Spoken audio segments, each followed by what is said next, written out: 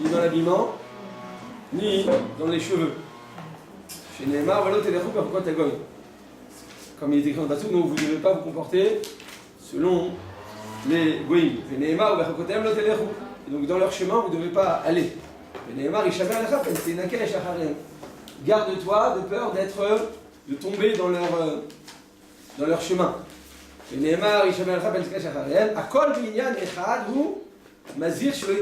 tous ces psukim, ils convergent sur dans un même et dans un seul et même sens, de ne pas leur ressembler et de ne pas se comporter en fonction des goïms, selon leurs préceptes, selon leurs lois, selon leur comportement. Ils ne doivent pas adopter un comportement qui est similaire au goïm. Et là, il y a Israël Mouvdal, le juif doit être différent des goïm. Le juif doit être différent des goïm, d'accord? Veyadoua, Bemelvusho, Béchar Maasa. Il doit être donc séparé, il doit être reconnaissable, d'accord? Dans sa manière de se comporter, de se tenir et de s'habiller. Que Moshe Mouvdal, Bemadao, de la même manière qu'on est différent par nos connaissances, par notre profondeur, par notre science. Notre science est différente de la science des goïms, d'accord? C'est une science de Torah, c'est une science divine. Eh bien, il y en a de même dans notre comportement.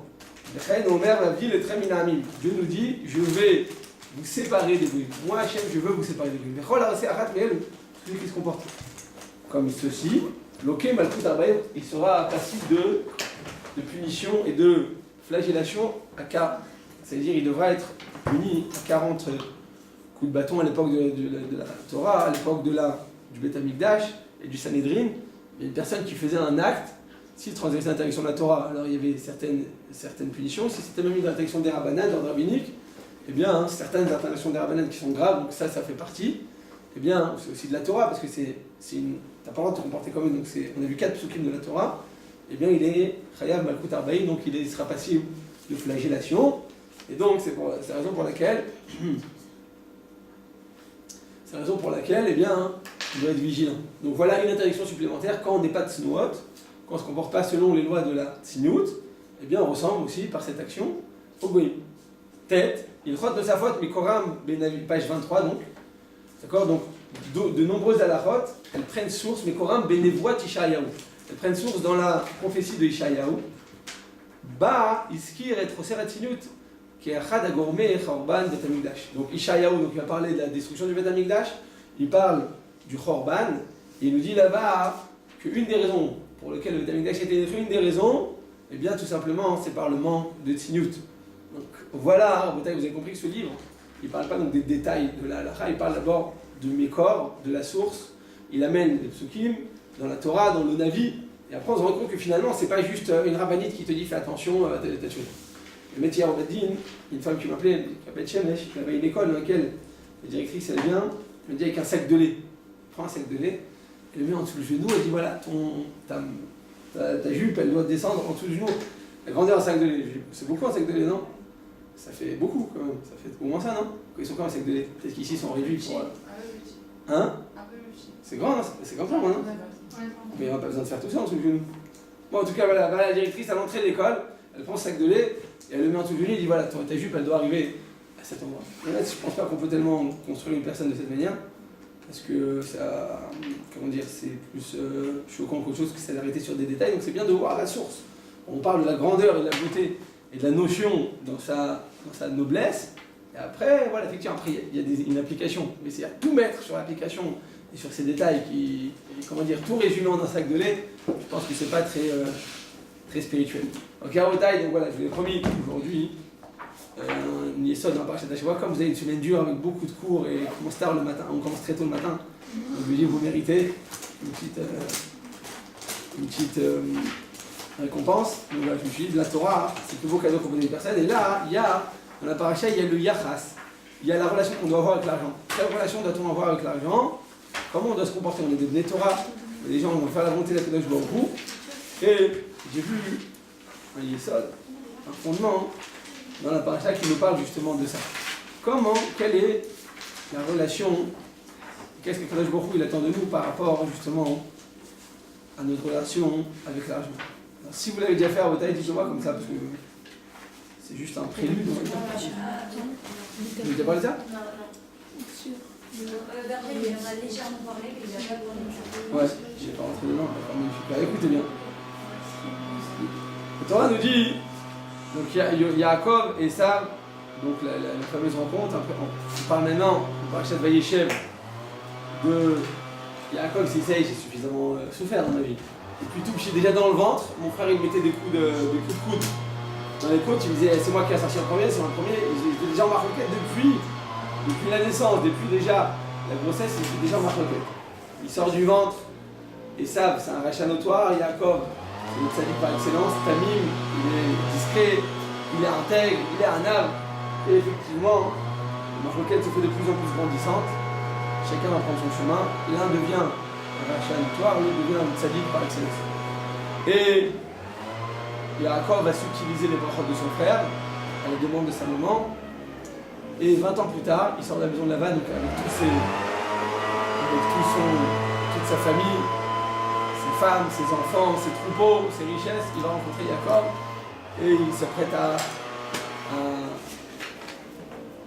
à passer un moment, la guerre.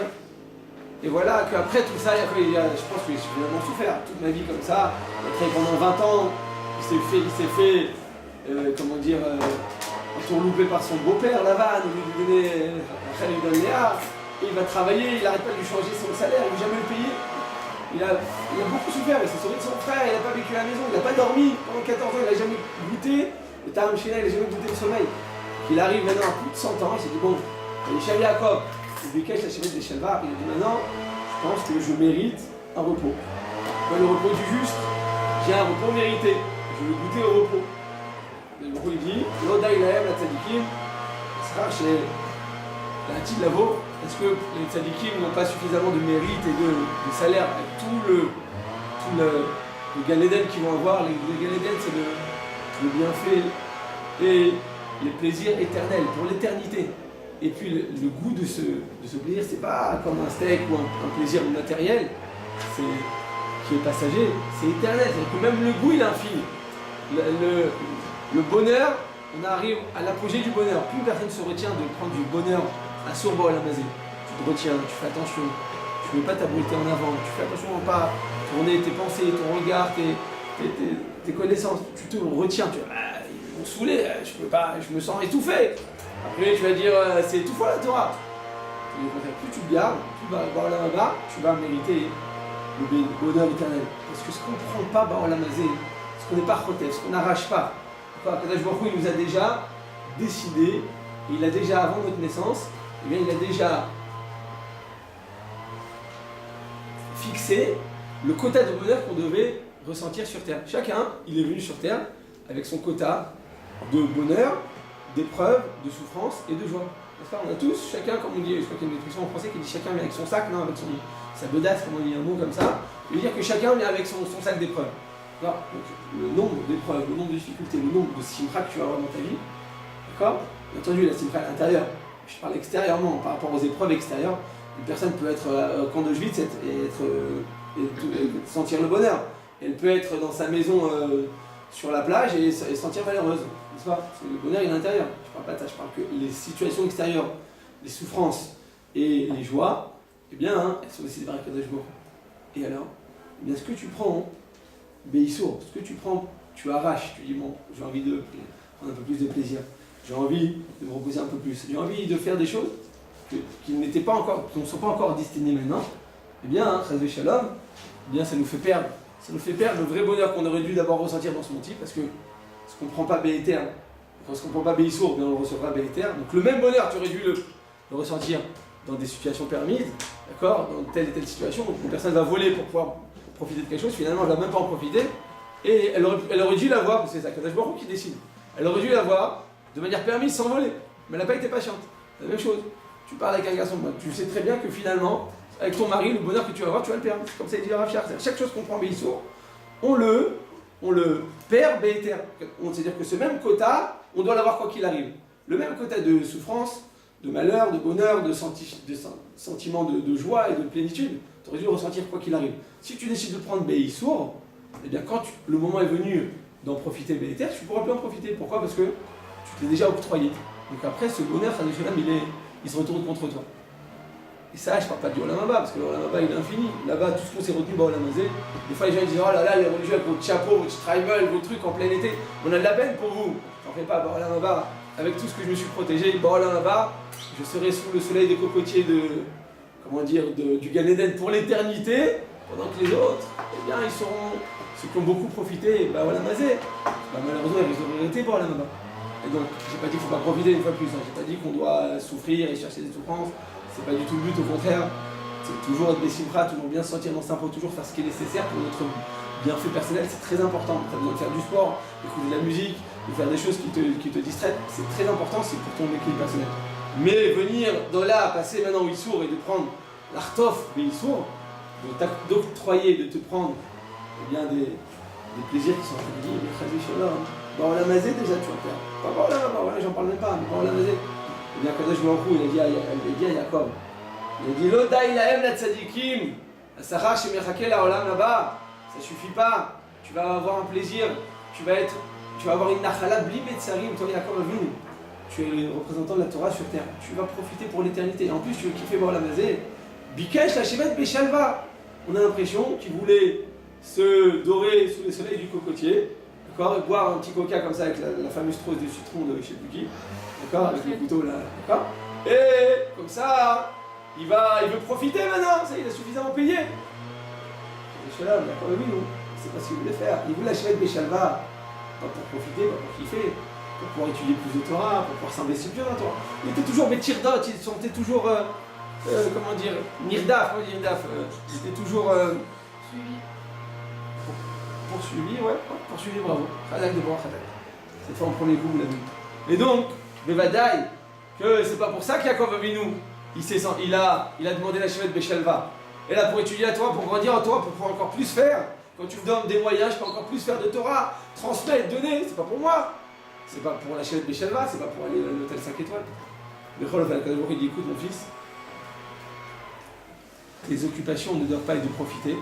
Ton occupation doit de travailler, d'avancer. Si tu as besoin maintenant de profiter pour mieux travailler, c'est autre chose. Comme si une personne va à l'armée, vous donne à manger. Il dit ouais, tu te rends compte comment tu manges bien, c'est à toi de payer. Mais attends, moi je mange pour pouvoir avoir des forces pour pouvoir me battre. Donc finalement, c'est juste un moyen pour pouvoir servir mon roi. Sur ça, c'est sûr que tu as le droit de me demander. C'est un moyen. Mais en tant que but, c'est interdit. Donc chez Yaakov, à ce moment-là, il a biqué la fête Beshalva. Il va être puni pour ça. Mais ce qu'on voit, donc il y a une confrontation de deux grands personnages, donc Yaakov et Esav, le tzaddik et le rachat. Le tzaddik, donc on a dit, il y a le Ishta, le Shev Ohalim, donc c'est le symbole de la Torah. Yaakov, lui, c'est une Torah vivante. Donc, bon, j'ai des proches de Rabbi Yosef pendant longtemps. Des fois, je voyais que quand il marchait, d'accord, il rentrait dans le Midrash, il venait au collège, on venait chez lui à la maison. Il y avait des gens, je les ai vus de mes propres yeux, ils venaient, ils s'approchaient de lui, et il l'embrassait là. Il l'embrassait là, c'est-à-dire on ne peut pas dire un homme qui ne voulait pas qu'on embrasse la main, il était très anap, il ne voulait pas toujours. Et des fois il l'embrassait sur le torse comme ça. Il disait c'est comme un Sefer Torah, c'est un Sefer Torah vivant. Un Sefer Torah tu l'embrasses où? Sur la tête, sur les pieds, sur le corps du Sefer Torah, c'est la même chose. Un Sefer Torah comme ça vivant, c'est un Sefer Torah vivant. Donc Yaakov, en plus il avait une robe qui était vraiment symbolique d'un Sefer Torah, mais c'est-à-dire que les tzadikim, leur corps ça devient un Sefer Torah. C'est un Sefer Torah vivant, donc Yaakov Avinu, eh bien c'est le symbole de l'atmada, de l'étude avec une assiduité, avec une volonté, avec un sérieux. Et ça, c'est le symbole d'une personne qui veut profiter, qui veut sans arrêt, qui fait dans son monde sans jamais se mettre de limite. Profiter pour profiter. C'est-à-dire que c'est un but en soi-même. Donc ces deux grands personnages vont s'affronter. Et voilà qu'on s'attend que donc Yaakov Avinu, il aurait dû vivre comment? Dans la pauvreté, parce que tout son but, c'est la spiritualité. Donc il aurait dû vivre normalement dans la pauvreté, dans la médiocrité, dans la plus grande simplicité. Et voilà que quand il va sortir de chez Lavan, avec quoi il sort? Avec ses 4 femmes, 12 enfants, et avec tout, enfin 11 parce qu'il était enceinte, 11 et demi, d'accord? Et avec tout son troupeau, mais il en avait des milliers. Et ça, il dit attends, je comprends pas, il y a un problème là. Yaakov, dans le ventre, tous les deux on avait fait un pacte. Toi, tu avais dit que tu prends la Nava, moi je prends la Mazé. C'est pas qu'on avait fait. Et qu'est-ce qu'il voit? Il voit qu'il y a Yaakov, il est extrêmement riche. Il dit c'est pas juste. Tu pensais que c'était moi qui t'avais volé, qui était l'embrouilleur, mais en fait, je vois, c'est toi. Tu m'as embrouillé, tu m'as entourloupé. T'as pas tenu ton engagement. Qu'est-ce qu'il lui répond, Jacob? Il dit, écoute-moi, hein, ce que j'ai pris, bon, la mazé, c'est pas en tant que but, c'est en tant que moyen. J'ai pris ça pour servir Kadosh Baruch Hu. Ce que je prends, eh bien, c'est pour servir Hachem. J'ai besoin de telle et telle condition pour servir Hachem. Donc moi, j'ai tenu mon engagement. Mais toi et ça, au contraire, tu l'as pas tenu. Et donc on voit que Jacob, eh bien, à ce moment-là, il est extrêmement riche. Et pourtant, eh bien, hein, on voit que Jacob, il va revenir pour récupérer quelques bouteilles à la recyclage, comme on dit, vous savez, quand on prend les bouteilles, on les met à 30 agorotes. Comment ça s'appelle en français? Pas recycler. Picadone, pas des picadones. Non, recycler, c'est... Avant, le recyclage, c'est l'usine. La consigne, voilà, c'est ça. Et là, pour récupérer les bouteilles en consigne, pour pouvoir récupérer donc 30 agorotes de la consigne. Bon, pourquoi pas, des fois, vous savez, on va dans la rue, on voit des gens comme ça, malheureusement, ils approchent des poubelles, ils cherchent, ça arrive, malheureusement. Là, il y a encore, on se dit, bon, c'est pas très beau, tu te rabaisses pour 30 agorotes. Imaginez-vous, il a passé la rivière avec tout son camp, donc c'était tout un truc, c'était marcher. Avec tout ce camp-là, c'était une longue épopée. Et voilà que Jacob va revenir pour récupérer quelques bouteilles vides, quelques canettes de coca pour pouvoir les rendre à la consigne. Ça s'appelle être très catholique tout ça. Et on voit que quoi? Que Jacob, eh bien c'est là-bas qu'il va s'affronter à Esav, et c'est là-bas qu'il va recevoir son nom d'Israël, c'est là-bas qu'il va maintenant atteindre son niveau spirituel le plus élevé. À ce moment-là, il va devenir Israël, qui s'arrêta et Melokecha, parce que tu es devenu maintenant un roi. Devant Dieu, tu es considéré comme un roi maintenant. Et Jacob, il va atteindre son niveau de son apogée spirituel en retournant chercher ces quelques fonciers. Tu ne comprends pas qu'est-ce que ça veut dire? Baruch atah Adonai. Eloheinu melech haolam she'akol nהיה bidoro.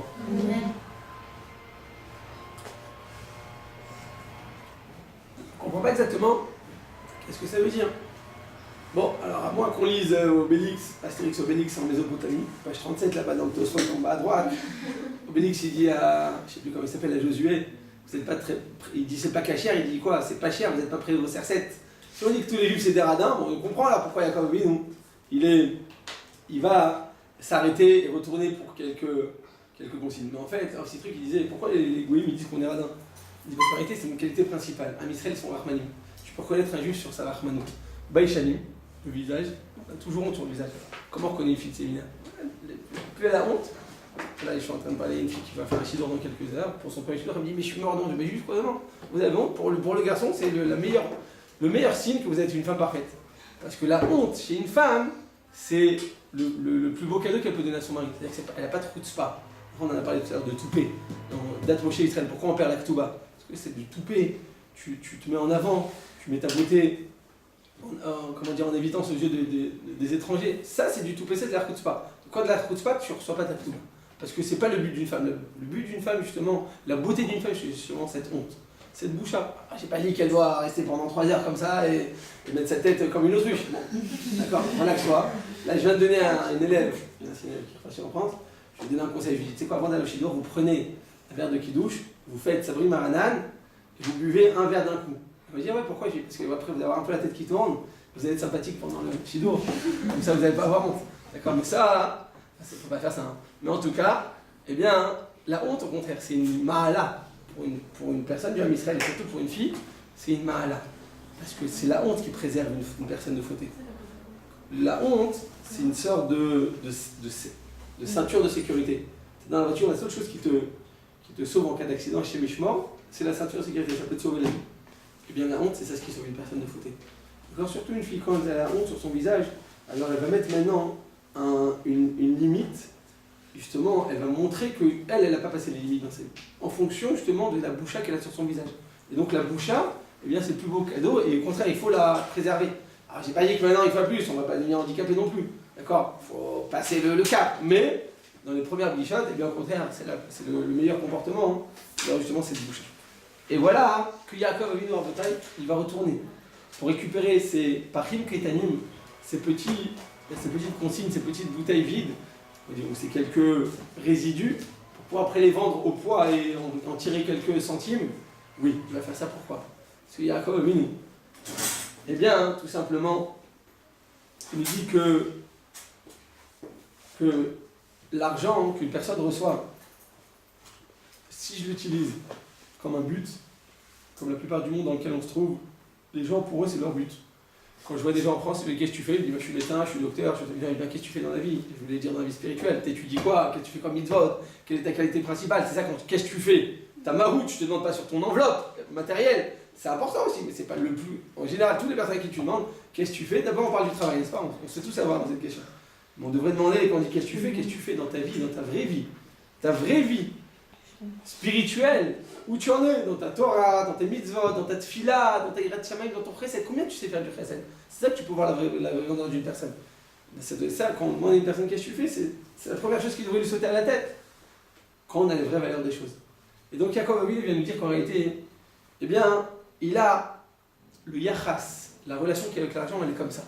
Je comprends que l'argent, pour moi, c'est un moyen de servir à Kadosh Baruch Hu. Donc si c'est un moyen de servir à Kadosh Baruch Hu, quelle que soit la somme, eh bien, je vais retourner pour pouvoir récupérer ces quelques centimes. Pas parce que je suis radin, pas parce que je suis premier sercette, pas parce que j'ai l'amour de l'argent, comme les goïms l'interprètent, parce que tout simplement j'ai l'amour d'Hachem. Et je suis conscient que dans Ba'olam Hazé, pour pouvoir faire des mitzvot, d'accord, eh bien, il y a des mitzvot pour lesquels j'ai besoin d'avoir quelques moyens. Donc je vais m'octroyer ces moyens, pas en tant que but, justement, en tant que tremplin pour pouvoir faire et accomplir d'autres mitzvot. Quand tu prends l'argent et que tu lui donnes la véritable valeur à cet argent, eh bien cet argent à ce moment-là devient kadosh, elle devient sainte. C'est ce qu'il dit Yaakov à Esav. Esav, il le voit riche, il dit attends, mais c'est pas normal. Pourquoi tu es riche? Tu devrais pas être riche. Tu devrais être pauvre, tu devrais être un mendiant. D'accord? C'est pas possible qu'un rabbin il prenne de l'argent. Des fois je vois des gens, ça les dérange. Les rabbins, ils ont l'air bien habillés, ils sont bien, ils présentent bien. Ça les dérange. Je dis mais attends, c'est pas normal. Pourquoi t'es plus frais que moi? Ils disent les Français. T'es frais. D'accord? Il dit mais il n'y a pas besoin d'être un clochard parce que t'es rabbin. Tu dois servir Hachem et tu prends les moyens que Dieu t'a donnés pour servir Hachem. Si tout ton but, toute ta tête est dans la Torah, dans les mitzvot, dans le chesed, alors après tu peux être le plus grand milliardaire, ça va rien faire cet argent. Nous on a vu ça? On a vu ça chez Rabbi Yehuda. Rabbi Yehuda Nassi, l'auteur de la Mishnah, le Gdol Ador.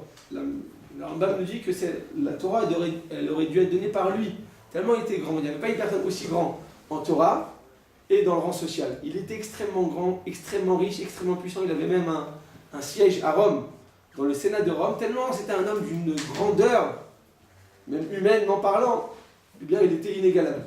Et au niveau de la Torah, on ne peut même pas parler de sa grandeur. C'est lui qui a écrit toute la Mishnah. C'est lui qui a compilé, il a invité chez lui à la maison pendant des années, tous les Tanaïm, les a nourris, les a blanchis, les a logés, pendant des dizaines et des eux, leurs enfants, leurs femmes, leurs élèves. Et comme ça, il a pu avoir tout, il a pu tout simplement compiler toutes les déhotes, toutes les opinions, et de cette manière, il a pu écrire le Mishnah. Donc Rabbi Yehuda Hanassi, avant de mourir, qui était extrêmement riche. Il venait d'une lignée de Gdolé Hador, de Rabban Gamliel, d'accord, depuis Hillel Hazaken, donc cette génération. Donc ça, c'est Rabbi Yehuda. Rabbi Yehuda Hanassi. Et avant de mourir, il va lever ses mains au ciel et dire à Kadosh Baruch Hu,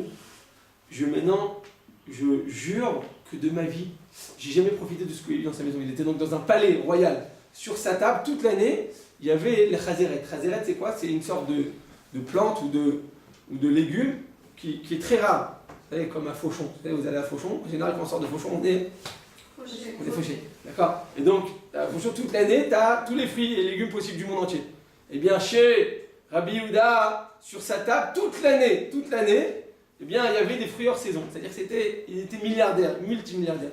Il a levé ses mains, il dit à Kadosh Baruch Hu, je jure que j'ai aucun, même le petit doigt, n'a pas profité de ce monde. J'ai pas profité de ce monde. Il avait tout pour profiter. Il dit oui, mais justement, il y avait tout, mais moi je n'en ai pas profité. Je suis resté extérieur à tous ces plaisirs, à tout ce Yetzirara et à toute cette course folle dans laquelle le monde se trouve. On est toujours en train de vouloir accumuler, de pouvoir prendre, de pouvoir profiter. Enfin, toute notre vie elle tourne autour de ça. Les gens autour de nous, toute leur vie, tu vois qu'elle est omnubilisée par ça. Ils pensent que à ça, focalisés par comment je peux profiter, comment je peux aller en vacances, comment je peux kiffer, comment je peux me faciliter la vie. Tout est tout autour de ça, du corps et du plaisir. Et toute la vie elle tourne autour de ça. Même dans le monde religieux, malheureusement, ça devient de plus en plus. On va à des vacances, on va kiffer, on va profiter. J'ai pas dit qu'on va profiter, il faut profiter, il faut toujours être bessimcha, il faut toujours trouver ce qui est nécessaire pour notre équilibre moral et physique. Ça, c'est une évidence. Mais quand tu prends trop, ou plus que ce qu'il ne faut, alors à ce moment-là vient le problème. Parce que c'est là la problématique, de savoir quelle valeur tu donnes aux choses. Viens Rabbi Yehuda Hanassi, dit moi, je jure que je n'ai jamais profité de ce monde-ci. J'ai été multimilliardaire. Pourquoi? Parce que tout simplement, tout ce que j'ai fait, c'est juste en tant que but, en tant que moyen pour pouvoir atteindre mon but. Mon but ultime, c'était la Avodat Hashem, servir à Kadosh Baruch Hu, d'étudier la Torah, de l'enseigner, de faire du chesed, c'était le but pour lequel je suis venu sur terre. Eh bien, tout ce qu'il y a eu à la maison, je l'ai mis au service justement de ce but ultime. Donc, il y a Rabbi Yehuda Anassi, d'ailleurs, l'Arizal dit qu'il avait le Nitzos de Yaakov Avinu, il avait l'étincelle de Yaakov Avinu. Il est revenu en Gilgoul, dans son étincelle, et il est venu pour tout simplement continuer ce travail. Et bien Yaakov Avinu, il a dit, regarde, moi je viens pour quelques centimes, c'est vrai que ça a l'air très radin comme comportement, mais moi je comprends la vraie valeur des choses. Je prends cet argent et je sers avec Kadosh Baruch Hu, avec cet argent. Pourquoi Béhémet, le Maharal, il dit un très beau yesod, il écrit Eshlom Mehar, Otse, Mataïm. Eshlom Mataïm, Otse, Abamod. Tout ce que tu as, ça ne te suffit jamais. Tout ce qu'on t'aura au monde, ça ne te suffira jamais.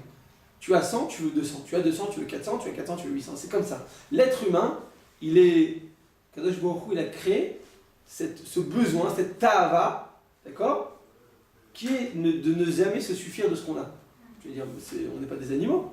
On ne peut jamais se suffire, on ne peut jamais se comporter comme des grandes personnes, des nobles personnes, des gens qui utilisent leur tête avant d'utiliser leur recherche au plaisir. Tu dis non. C'est que en fait, il a fait exprès. Il a fait exprès, ça vient d'un bon sentiment. Au contraire, c'est une bonne chose que de ne pas te suffire de ce que tu as. Le problème, c'est quoi? Le Maharal, il dit comme ça. Madoua Adam enomotse sipuk nafshi bekesef ou berichush. Le Maharal du Prague, il dit comment ça se fait que l'être humain ne trouve pas de satisfaction avec tout ce qu'il a, tout ce qu'il aura, ça ne suffirait jamais. Donc, ça regarde n'importe quelle couche sociale de gens, tu vas les voir, quel que soit leur niveau social, est-ce que tu te suffis de ce que tu as? Non, ça ne suffit pas. Il faut plus. Bien, même quand il est arrivé au sommet de l'échelle sociale, eh bien, il va toujours dire j'ai peur maintenant, j'ai besoin de le garder. Il va toujours jamais il va vivre, en tout cas, le moment présent. Il dit comment ça se fait qu'on ne se suffit jamais de ce qu'on a? Il dit le Maharal le but ultime de l'homme sur terre, c'est quoi? C'est tout simplement sa spiritualité. C'est tout simplement eh bien, le besoin de pouvoir grandir dans notre spiritualité. Le corps et la matérialité ne sont qu'une enveloppe, ne sont que tout simplement une misguerette, un cadre, d'accord? Une atifa chitzonite, donc cette enveloppe extérieure, les pnimiuto aneelam shel adam. Donc c'est juste une enveloppe extérieure à un intérieur qui est infini. Mon intériorité, elle est spirituelle, elle est infinie, elle n'a aucune limite. Parce que mon extérieur, eh bien, il est limité. Il est délimité et il est matériel. Et alors? Eh bien, dans l'argent et dans tout ce qui est plaisir matériel, eh bien, c'est eux tout simplement qui deviennent, quand une personne n'a pas la vraie notion des choses, quand une personne n'a pas la vraie valeur des choses, eh bien c'est eux qui deviennent maintenant le centre de sa vie. Le but de sa vie, c'est d'accumuler, de gagner, et de devenir le plus fort, le plus intelligent, le plus puissant, le plus riche. D'accord? Et donc, l'être humain, donc nécessairement dans ce domaine de la richesse, ne trouvera jamais satisfaction. Ça ne suffirait jamais. Pourquoi? Ça ne suffirait jamais. Parce que c'est quoi qui demande plus? C'est notre âme. Notre âme, on dit qu'elle est infinie. Donc l'infini s'accroche à l'infini. Donc elle ne va jamais se suffire de ce qu'elle a. Donc c'est-à-dire que ce sentiment de vouloir plus, il est extraordinaire. Le problème, c'est qu'on va prendre maintenant ce sentiment et on va l'investir dans des notions et dans des affikim, dans des horizons qui ne sont pas positifs, qui sont, oui, eux, limités. Donc je répète, tu as maintenant un moteur de Rolls-Royce dans une voiture coccinelle, c'est les petites voitures comme ça à l'ancienne, vous vous rappelez? Il n'y a que maintenant, tu vas mettre un moteur Rolls-Royce dedans qui va ronronner, qui va commencer à rouler à très grande vitesse, mais le Robert, il ne va pas tenir.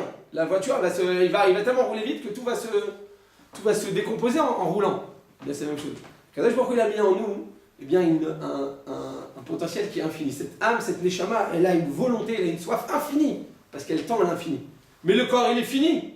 Et comme le corps, eh bien, c'est lui qui dirige sur terre, donc tu vas maintenant mettre cette volonté infinie au service du fini. Donc il va y avoir maintenant un affrontement et une sorte de paradoxe entre ta volonté et l'horizon vers lequel tu vas tout simplement bien investir ce potentiel infini. Donc je dis le Maharal Mifrak, c'est pour ça que l'homme, il a 100, il veut 200. Il a 200, il veut 400, parce que tout simplement, sa soif qu'il a, c'est une soif spirituelle, mais elle est traduite, elle passe par un corps qui est matériel, qui est fini, et qui est tout simplement, qui est grossier. Et donc, cette soif infinie va être mal dirigée. Vous avez compris la bataille? Donc, ça peut devenir maintenant très dangereux. C'est pour ça que on a vu, regardez dans l'histoire du Ham Israël, regardez dans l'histoire du Ham Israël, vous allez voir que les plus grandes personnes, dans l'histoire du Ham Israël, et la vie, même les prix Nobel, c'était souvent des juifs. Il y a un pourcentage, je ne vais pas dire des bêtises, mais je pense qu'il est très, très disproportionné par rapport aux 15 millions de juifs qu'il y a sur Terre, par rapport au nombre de prix Nobel. Mais ça, on en donne peu d'importance. Pourquoi? Parce que la vraie grandeur, c'est la grandeur de notre âme. Mais regardez dans le sens inverse. Des grands mafionnaires, des grandes personnes qui ont fait les pires des embrouilles, les grands, heureusement des gens qui étaient très grands, très puissants, et qui ont mal utilisé leur grandeur, et c'est devenu après le pire des hommes. D'accord? Des plus grandes personnes, c'était des fois les plus grands riches. Tout simplement, pourquoi? Parce que tu as mis ta neshama infini au service du fini. Et tu l'as mis au service tout simplement du mal. Et donc effectivement, ce sera infini. Et c'est pour ça que quand on a 100, on veut 200, et quand on a 200, on veut 400, et ce sera toujours infini, parce qu'on a, c'est inné en nous cette soif de toujours vouloir plus, qui est extraordinaire en soi-même, mais qui est mal dirigée, et qui est mal utilisée, qui est utilisée à des fins négatives. C'est pour ça, nous dit le Maharal, que le kesef, ça s'appelle kesef. C'est quoi kesef? C'est de l'argent, mais c'est du verbe nirsof. L'irsof, c'est-à-dire vouloir. C'est plus que vouloir. C'est l'irsof, il est écrit dans le Passouk, dans Tehilim, c'est comme cette brebis qui attend de trouver un ruisseau pour pouvoir boire de l'eau. Elle a la gorge très sèche, très aride, elle a besoin de boire. Et cette soif, qui représente justement la brebis, au moment où elle a besoin de boire, c'est ça, l'irsof. C'est une volonté, une soif infinie. Le kesef, c'est comme ça. C'est quand il y a l'amour de kesef, c'est infini. Et le zahav, c'est quoi? Zahav, c'est zehav. Hav en araméen, c'est dire donne. Ça, donne-moi. C'est-à-dire que quand j'ai l'argent, tout de suite, je vais me l'accaparer, je vais le prendre, il n'y a pas de limite. On comprend maintenant que la marloquette qu'il y avait entre Yaakov et entre Esav. Entre Yaakov et Esav, c'est de savoir quel yachas, quelle relation je vais donner à l'argent. Quelle relation je vais donner au chomer, à la matérialité. La Gemara, dans Betsa, page 16, elle dit quoi? Elle dit que les Bavlim, c'est les Irakiens qui viennent de la ville de Babel, d'accord? C'est la capitale. Ils sont imbéciles. Comme ça dit la Gemara. Ils sont bêtes. Ils sont grossiers. C'est des grossiers personnages. Il dit pourquoi? Parce qu'ils mangent du pain avec du pain. Comme ça, elle dit la Gemara. Avec du pain, tu fais un sandwich. Tu ouvres le sandwich, tu mets de la mayonnaise, tu mets de la moutarde, et qu'est-ce que tu mets dedans? Tu mets du pain. D'accord? À l'intérieur du sandwich, tu mets du pain. La Gemara dit ça. Là-bas, elle parle là-bas des lois de brachot. Quel brachot on doit faire? Par exemple, tu manges. Là-bas, ils mangeaient donc du blé, donc un plat de blé, une sorte de dafina, on va dire, avec du pain. C'est-à-dire avec le blé, ils mangeaient avec le pain comme ça. Il dit c'est la petite chose, c'est des gens imbéciles. Parce que c'est c'est la même matière finalement. Mais en réalité, le Farshim dit que c'est plus profond que ça. C'est-à-dire que le comportement sot de ces gens-là qui vont manger du pain avec du pain, c'est plus profond que ça quand même. C'est pas une question de recette. C'est pas un problème culinaire. C'est plus profond que ça. Il dit tout simplement que la sottise de ces gens-là, c'est que tout simplement du pain avec du pain, c'est-à-dire quoi? C'est-à-dire qu'ils vont travailler pour gagner de l'argent, pour pouvoir manger, pour avoir plus de force, pour plus travailler, pour pouvoir gagner plus d'argent, pour pouvoir rentrer tout simplement dans ce cercle vicieux. C'est-à-dire que le cercle vicieux et toute leur vie, elle va commencer par le pain, elle va finir par le pain. Ils ont raison? C'est-à-dire que c'est un but et un moyen et un but en moins. C'est-à-dire qu'en soi-même, toute la vie elle tourne autour de ça. Et c'est un cercle vicieux qui commence par le pain et qui finit par le pain. C'est pour ça qu'on dit qu'ils sont imbéciles. On s'en fiche, ils veulent manger. Bon, des fois, je vois au collège, il y a des dafina en semaine, parce qu'ils mangent des dafina en semaine. Ils sont très forts, très résistants. C'est les 4x4, les tout-terrain. Ils mangent avec le pain. Je lui dis, mais attends, tu fais comme les bavlines. Il me dit, moi, je suis tout petit, je mange comme ça. Bon, pourquoi pas? Le problème, c'est plus profond que ça, c'est qu'en réalité, ils mangent du pain, c'est-à-dire que leur cercle vicieux, toute leur vie, elle commence par le pain et finit par le pain. D'accord? En France, on appelle ça comment dire, le dicton français, c'est métro, Boulot, boulot, dodo. C'est-à-dire que toute ta vie, tu tournes autour de ça. Bon, c'est pour ça qu'en France, ils font des semaines de 4 jours de travail. Ils ne se rendent pas compte. Moins tu travailles, moins tu as envie de travailler. Et que plus tu vas trouver, tu vas chômer, moins tu vas chercher le travail, moins tu vas aimer le travail. Et donc, on va faire que 4 jours de travail sur la semaine. C'est rien, c'est vraiment. Et déjà, quand ils retournent, donc les 4 jours, ils pensent déjà au prochain week-end et où il va partir, où il va se reposer. C'est comme ça la vie. Moins tu fais, et moins tu as la volonté d'agir. Et plus tu fais, plus tu trouves goût, plus tu vas trouver avoir une satisfaction dans ce que tu fais. Donc les Chinois, Rabotai, les Chinois, d'accord, c'était il y a 20 ans, 30 ans, c'était presque un pays du tiers-monde. Et quand ils sont montés, ça devient une des plus grandes puissances mondiales. Pourquoi? Au niveau commercial, c'est énorme ce qu'ils ont réussi à faire. Parce que tu leur donnes un bol de lait, tu travailles 17 heures par jour avec pas de lait, pardon, de riz, d'accord, avec les baguettes, parce que tu fais des économies en plus, parce que tu les recycles. Et tu vas maintenant refaire, et ils vont se mettre maintenant comme but de réussir dans leur vie et de s'enrichir, et effectivement ils ont réussi. Parce qu'ils se sont mis comme un but absolu. Mais c'est-à-dire que, en tout cas, à leur vue, ils ont réussi, parce que ces égoïstes, ils n'ont pas de but spirituel, donc c'est très bien, pourquoi pas. Mais toute leur vie, elle commence par le travail et finit par le travail. Mais d'un autre côté, ils ne recherchent pas justement le chômage. C'est que même en Chine, tu n'as pas le droit d'avoir plus d'un enfant. Un enfant, après, tu es pénalisé. Parce que c'est 1 milliard, il n'y a pas de place, en plus de ça. Parce qu'il va trop manger. Et le but, c'est pas d'avoir des enfants, c'est de travailler. C'est-à-dire toute la société chinoise est autour de ça. Ils en sont arrivés. D'accord? Mais de ça pour vous dire que la paresse, la fatigue, comment dire, le repos, plus tu y goûtes, moins tu veux travailler. C'est comme ça dans la vie. Même au niveau matériel, au niveau rouhani, au niveau moral. Plus tu te bats, plus tu as envie de faire. Et moins tu te bats, plus tu vas être fatigué pour le moindre effort.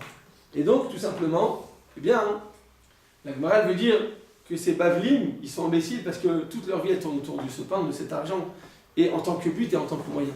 C'est-à-dire qu'ils ne vont jamais s'en sortir de ce cercle vicieux. Et donc, quand on va dire que Yaakov Avinu, il vient rechercher quelques bouteilles et quelques pachim kétanim pour quelques centimes, on s'est dit, bon, peut-être qu'il était pauvre. On imagine la vraie comme ça, avec les habits tout chétifs comme ça, avec les... D'accord? Et comme ça, il est très mal habillé, et il a des habits déchirés. Alors il va pour 30 agrottes que Dieu préserve chez Mishmar. C'est jamais comme ça. C'est juste l'image que les gens ils donnent du Torah, puis surtout les femmes, quand elles commencent à réfléchir au Shidour, elles disent, maintenant je ne vais pas mourir de faim, je me vois mal avec 13 enfants dans la gala, et puis mon mari en train de fumer sa cigarette tranquillement au collège, boire son café. Il y a toujours les mêmes images qui reviennent. D'accord? C'est marrant, mais c'est tellement loin de la réalité. D'accord? Bon, on en reparlera une autre fois. Mais en tout cas, on va dire que c'était comme ça. C'est pas comme ça chez Mishmar. Mais on va dire que chez Yaakov Avinu, eh bien, il va revenir. Quand il va sortir de chez Lavan en Bretagne, vous savez combien de temps il va mettre pour pouvoir sortir de chez Lavan et arriver maintenant en Eretz Israël? Combien de temps ça va lui prendre en Bretagne?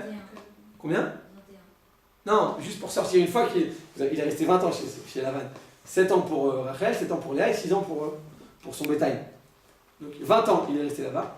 Mais maintenant ça va mettre 2 ans. Son voyage pour arriver de chez Lavan à chez lui à la maison, ça va prendre 2 ans. 2 ans, et Yaakov Avinu en Bretagne, il avait plus de 100 ans à ce moment-là. Il va marcher 2 ans, il va marcher tout doucement. Parce qu'il a peur justement d'abîmer son troupeau, son bétail. Il a peur de pousser le moteur trop rapidement pour la voiture et il risque de l'abîmer trop vite. Donc il va marcher tout doucement, petit à petit, justement comme il dit le Passouk.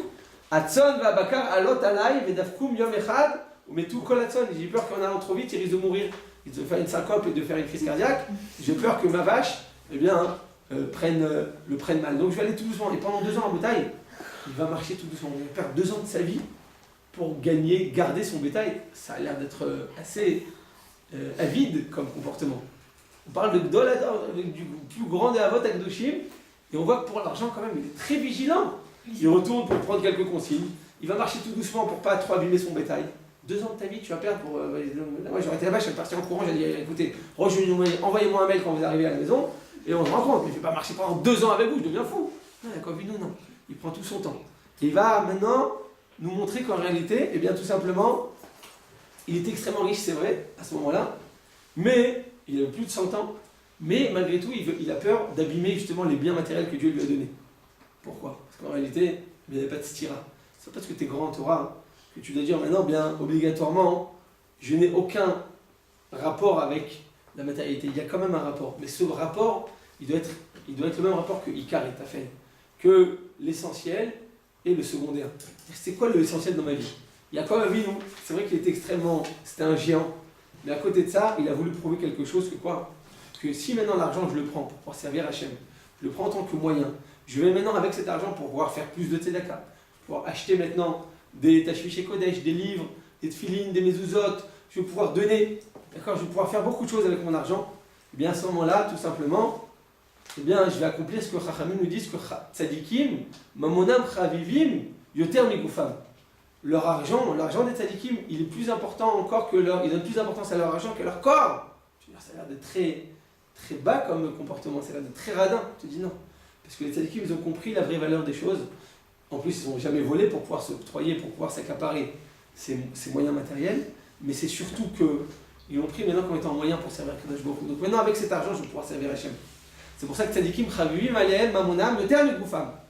Et donc je comprends que cet argent, je vais pouvoir maintenant faire plus de mitzvot, plus de Torah, plus agir, plus accomplir, parce que je suis dans un monde matériel. Alors je vais utiliser la matérialité pour pouvoir servir Hachem. Donc cet argent, le yachas que je vais avoir avec l'argent, la relation que j'ai avec l'argent, c'est pas une relation de but, c'est une relation de moyen pour servir Hachem, et donc je vais donner la vraie valeur des choses.